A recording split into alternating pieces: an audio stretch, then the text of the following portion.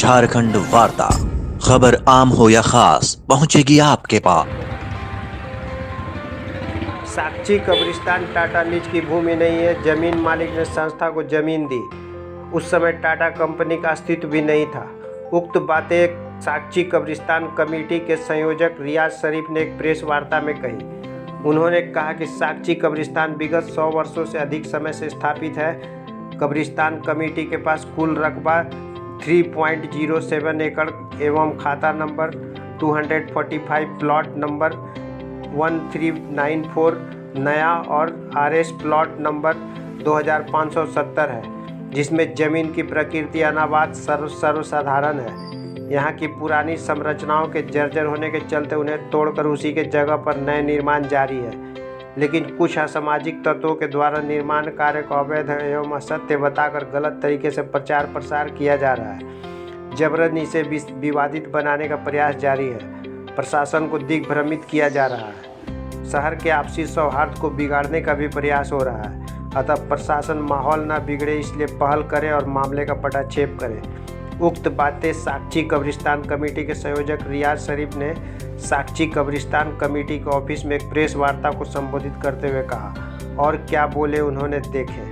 सही जानकारी साक्षी कब्रिस्तान में जो निर्माण हो रहा है उसको लेकर हम रखना चाह रहे हैं, क्योंकि कुछ असामाजिक तत्व के लोग social media, print electronic media के ज़रिया जिला प्रशासन को भी दिग्भ्रमित कर रहे हैं और आप लोगों को भी मिसगाइड कर रहे हैं। पहली बात मैं बता दूं कि साक्षी कब्रिस्तान 3.07 एकड़ कब्रिस्तान है, रिकॉर्डेड।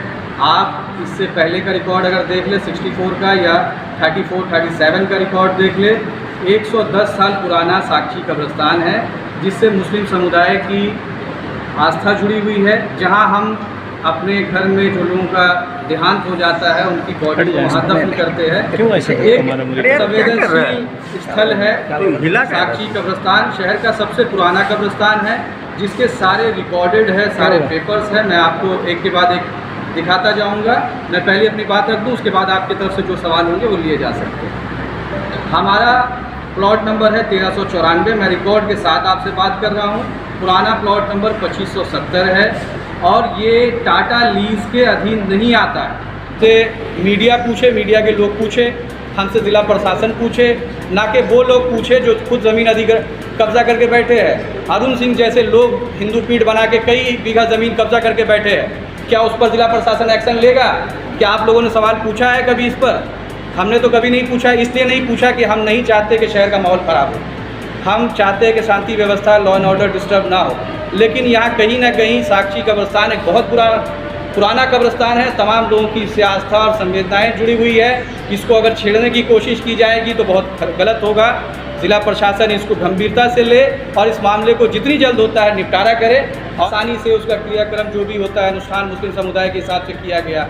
हमारे यहाँ हाई मास्ट लाइट लगा हुआ है, जिसके लिए टॉन इलेक्ट्रिकल की गाड़ी हाइड्रा इंटर करती है, जिसका मेंटेनेंस होता है। तो हम किस गेट से लेकर आए? उस गेट की चौड़ाई होनी चाहिए कि नहीं, ये बताइए। कि हम अपने गेट को चौड़ा नहीं करें तोड़कर? एक जनाजे में 500 से लेकर 1500 लोग आते हैं। वज़ू खाने की ज़रूरत होती है, जनाजा हॉल की ज़रूरत होती है। आप अभी चले जाएँ, आप वहाँ जाकर देखेंगे कि किस तरह से हमारा स्टोर रूम नहीं होने की वजह से ये सारी चीज़ें किस तरह बिखरी हुई है और हम किस तरह से रखे हैं। आप जाकर देखिए, आप खुद कैमरा लेकर जाए, इजाज़त है, कोई वहाँ रोकेगा नहीं, आप फोटोग्राफ ले सकते हैं। नहीं, गेट की संख्या बहुत ज़्यादा 8 के करीब वहाँ गेट निकला। 8 गेट नहीं है, आपको मैं बता दूं, छोटे गेट है। मिट्टी डंप करने की ज़रूरत होती है हम लोगों को, क्योंकि आप समझिए कि क्या हाईवा घुस के हाईवा का जो बकेट होता है वो इस पोजीशन में है कि कब्रिस्तान के अंदर मिट्टी डंप कर दें। आप मुझे बता दीजिए, मैं अपने गेटों को बंद कर लेता हूँ। उधर कहा गया कि ग्रेजुएट कॉलेज खोला गया है, की तरफ खोला गया है। ग्रेजुएट कॉलेज को बने हुए 2 से 3 साल हुए, मेरे कब्रिस्तान को बने हुए 110 साल हो गए। लेकिन हमने तो कभी कंप्लेन नहीं किया कि यहाँ महिलाओं का ग्रेजुएट कॉलेज खुल रहा है। वो एक मंदिर है, सरस्वती का मंदिर है, वो होना चाहिए।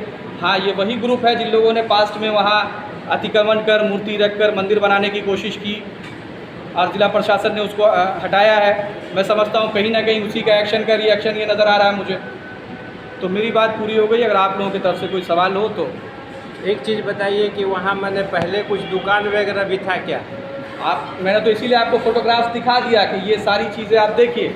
यहाँ पर इस दुकान में जो क्रियाक्रम की सामग्री होती है, कफन और सारी चीज़ें वो रखी जाती है, वहाँ से मिलता है। तो आप ये कहिए तो मैं इसको बंद करवा देता हूँ, जिला प्रशासन मुझे कह दे लिख के। नहीं तो जो पहले था वही बन जो रहा है, पुरानी चीज़ें नया वही बनेंगी। नया ये कंस्ट्रक्शन कोई- दुकान की तो नहीं हो रही जी है नहीं, मैं आपको स्पष्ट कर दूं कि कोई भी कमर्शियल डेवलपमेंट नहीं होने जा रहा है इस प्रोजेक्ट में। इस प्रोजेक्ट में आप लोगों के माध्यम से मैं जिला प्रशासन को सूचना दे दूं कि कोई भी कमर्शियल एक्टिविटी वहाँ नहीं होगी। हम भी ये जानते हैं कि बगल में महिलाओं का कॉलेज है, अगर वहाँ कोई कमर्शियल आउटलेट होगा, अगर वहाँ लड़कियाँ आएंगी कुछ खरीदारी करने कुछ काम से, तो लड़का भी आएगा। ईव टीजिंग का मामला होगा, छेड़छाड़ का, इतनी समझदारी तो हम समझते हैं कि कब्रिस्तान कमेटी के लोग रखते हैं। जो लोग 10 सालों से एम्बुलेंस सर्विस चला रहे हैं शहर में, सारे लोगों को हम एम्बुलेंस सर्विस प्रोवाइड करते हैं। मोबाइल मॉर्चरी हम सर्विस हम लोगों ने ऑन किया। हमारे यहाँ लवारिस बॉडी 25 से 30 हर साल आती है, आप पता कर लीजिए, हमारे पास फाइल है रिकॉर्डेड और जिला प्रशासन के पास भी है। उस लवारिस बॉडी को हमको क्रियाक्रम करने के लिए जगह की ज़रूरत होती है, हम क्या करें बताइए, बाउंड्री के बाहर करें? नहीं, अभी जो सबसे बड़ा सवाल उठ रहा है, जो विरोध हो रहा है खासकर कि गेट का 8 से 9 गेट जो कॉलेज की तरफ जो हमने खुला बता नया दिया, गेट- जो गेट यूज़ में है वो सिर्फ हमारे 3 गेट यूज़ में है। बैक गेट जो है वो हमारा सिर्फ मेंटेनेंस पर्पज़ के लिए है, पब्लिक मूवमेंट के लिए नहीं है। एक बात और आई थी कि कब्रिस्तान का जो बाउंड्री है वो काफ़ी नीचा है, आस पड़ोस के लोग हैं, मुझे तो कभी कंप्लेंट इस तरह की नहीं मिली। महिला कॉलेज है, लड़कियां हो सकता है डरेंगी।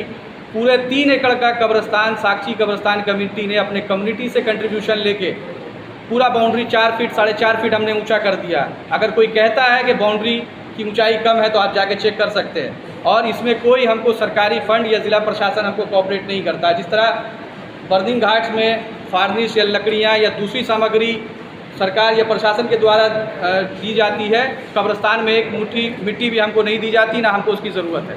लेकिन हम सिर्फ प्रशासन से यही उम्मीद करते हैं कि शांतिपूर्वक इस मामले का निपटारा किया जाए और शहर का अमन चैन बरकरार रहे। बहुत शुक्रिया।